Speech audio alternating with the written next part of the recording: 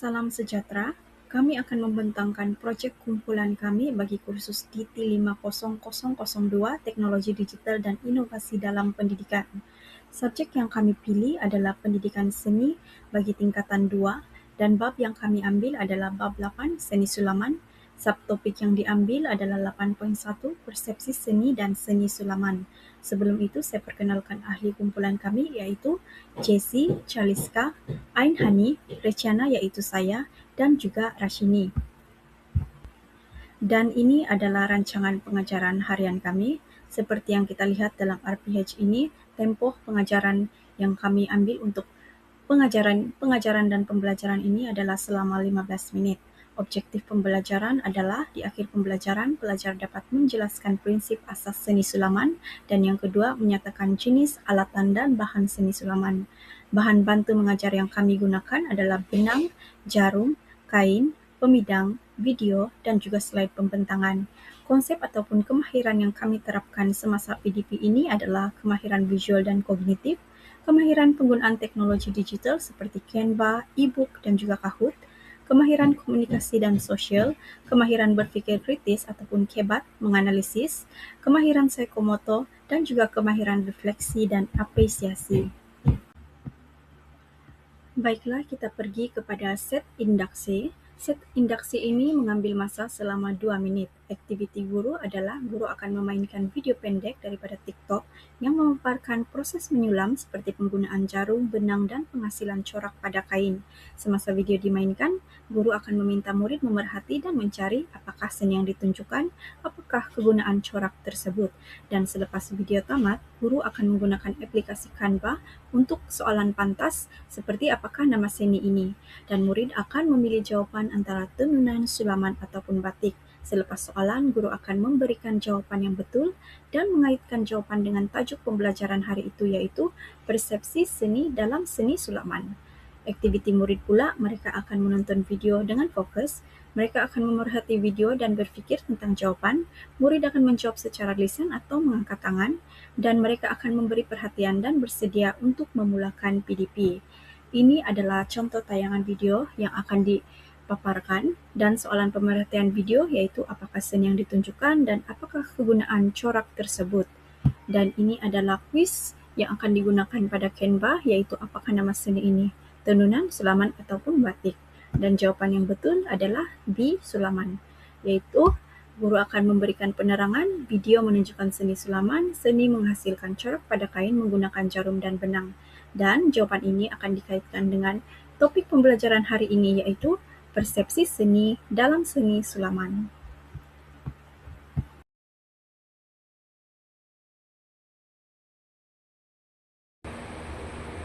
Nama saya Ain Hani Farida, nombor metrik PT 25122446T.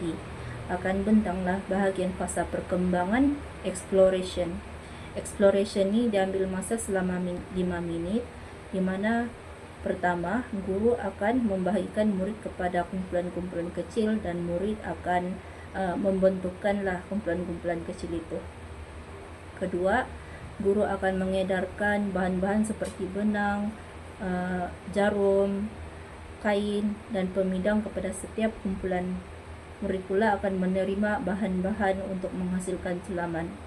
Ketiga, guru akan menunjukkan langkah-langkah asas untuk menghasilkan jahitan sulaman dengan ringkas sebagai satu panduan kepada murid lah. Murid pula akan memerhati demonstrasi teknik asas sulaman daripada guru. Keempat, guru akan memberi arahan untuk memulakan aktiviti sulaman mengikut corak yang diberi.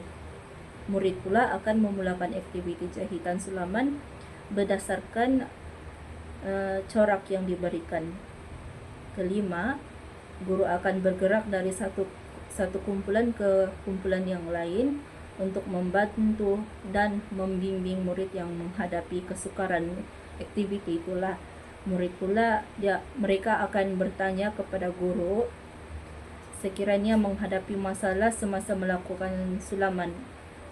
Keenam, yang terakhir, guru akan memberi galakan kepada murid untuk bekerja sama semasa menjalankan aktiviti. Murid pula, mereka akan bekerja sama dalam kumpulan sepanjang aktiviti dijalankan. Seterusnya dalam fasa explanation ataupun penerangan, fasa ini mengambil masa selama 2 minit di mana guru menjelaskan prinsip asas seni sulaman, jenis alatan dan bahan seni sulaman menggunakan slide e-book secara ringkas. Pautan e-book telah disediakan dan murid mendengar penerangan guru dan memerhati slide yang dipaparkan oleh guru. Guru seterusnya memberi aktiviti penubuhan dengan memberi soalan ringkas kepada murid di hujung penerangan bagi menguji kefahaman murid.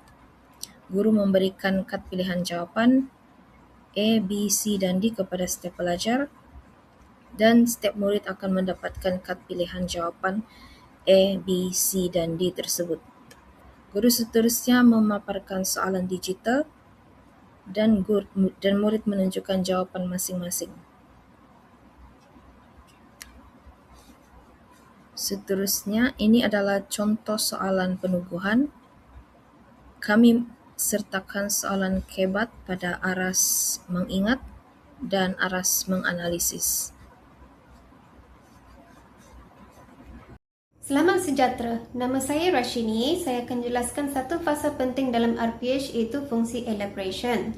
Apa fungsi elaboration? Secara ringkas, elaboration bertujuan untuk memperdalamkan pemahaman murid dengan mengaitkan apa yang mereka sudah belajar dengan situasi baru atau tugasan yang akan datang. Kenapa kita guna elaboration dalam RPH? Kerana murid bukan sekadar hafal atau kenal pasti perbezaan. Mereka perlu menghubungkan ilmu dipelajari dengan aplikasi sebenar. Elaboration dapat membantu murid melihat mengapa sesuatu itu penting. Dari segi pedagogi, ia menggalakkan pemikiran aras tinggi dan menyediakan murid untuk fasa seterusnya seperti hands-on atau exploration. Dalam konteks kelas saya nanti, saya akan gunakan elaboration selepas murid membuat perbandingan awal. Saya akan kaitkan dapatan mereka dengan aktiviti mereka bentuk corak sendiri supaya mereka nampak kegunaan langsung dari apa yang baru mereka pelajari. Jadi, elaboration bukan ulangan tetapi perhubungan antara tahu dan guna. Itulah sebab elaboration penting dalam RPH. Sekian, terima kasih. Seterusnya dalam fasa evaluation, aktiviti guru ialah yang pertama, mengemukakan beberapa soalan lisan berkaitan prinsip asas seni sulaman, manakala murid menjawab soalan guru secara individu atau berkumpulan. Kedua, guru meminta murid mengenal pasti jenis, alatan, dan bahan seni sulaman berdasarkan gambar atau bahan sebenar. Saya mencadangkan untuk menggunakan aplikasi seperti Pinterest atau Getty Image dan Google Image untuk mendapatkan sumber gambar yang berkualiti.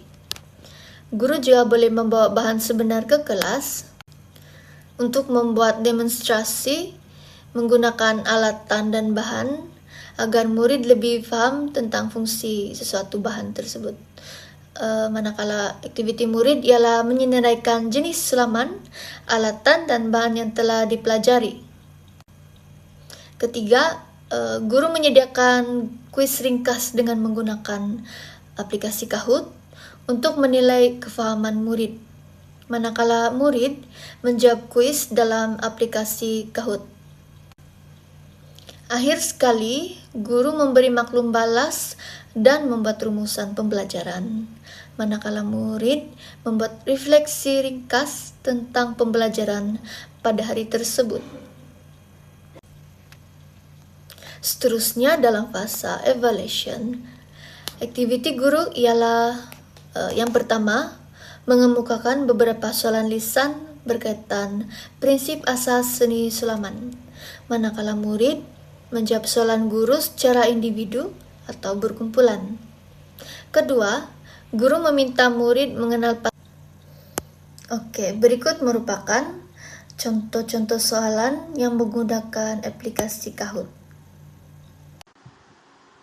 Menerusi rancangan pengajaran harian, dalam fasa penutup, guru membuat rumusan tentang prinsip asas seni sulaman, jenis, alatan, dan bahan yang telah dipelajari.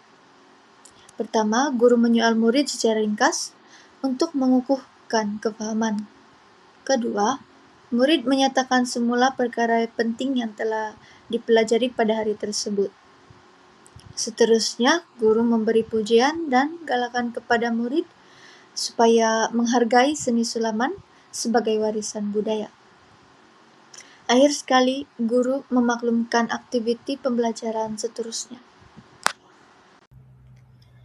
Seterusnya, pada bahagian refleksi pengajaran, pada bahagian kekuatan, penggunaan multimedia dalam pengajaran dan pembelajaran akan dapat menarik perhatian murid kerana bahan multimedia merangsang pemikiran dan meningkatkan fokus mereka sepanjang PDP berlangsung.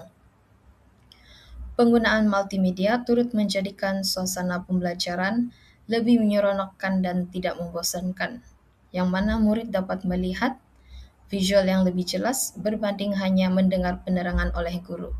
Sebagai contoh, penggunaan e-book ataupun video yang digunakan membantu murid memahami konsep, alatan, bahan dan teknik sulaman dengan lebih mudah dan berkesan.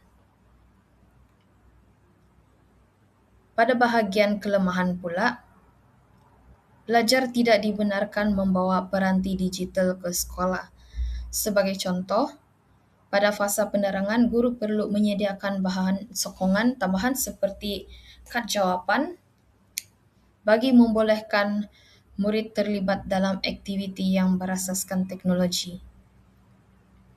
Kedua, kemungkinan terjadinya masalah teknikal semasa pengajaran berlangsung.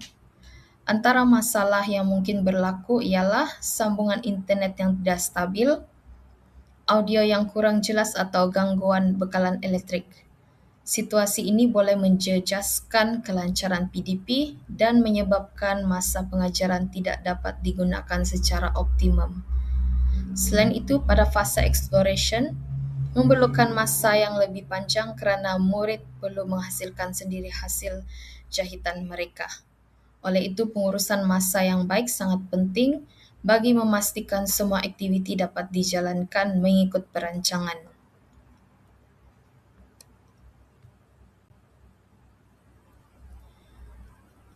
Cadangan penambahbaikan ialah yang pertama, guru perlu membuat persediaan awal dengan memastikan semua peranti digital dan multimedia berfungsi dengan baik. Guru juga boleh menyediakan bahan alternatif seperti gambar bercetak atau nota ringkas sekiranya berlaku masalah teknikal tersebut. Selain itu, menambah lebih banyak bahan multimedia yang memaksimumkan tahap pemahaman murid, terutama sekali pada bahagian exploration yang menunjukkan demonstrasi sulaman.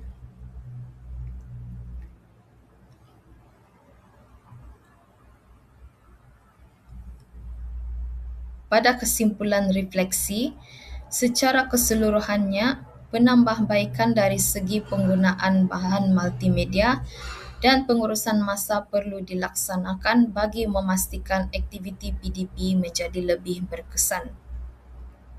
Selain itu, aktiviti hands-on yang dijalankan turut membantu meningkatkan kemahiran sulaman murid serta mengukuhkan ingatan mereka terhadap topik yang dipelajari. Itu sahaja dari kumpulan kami. Sekian dan terima kasih.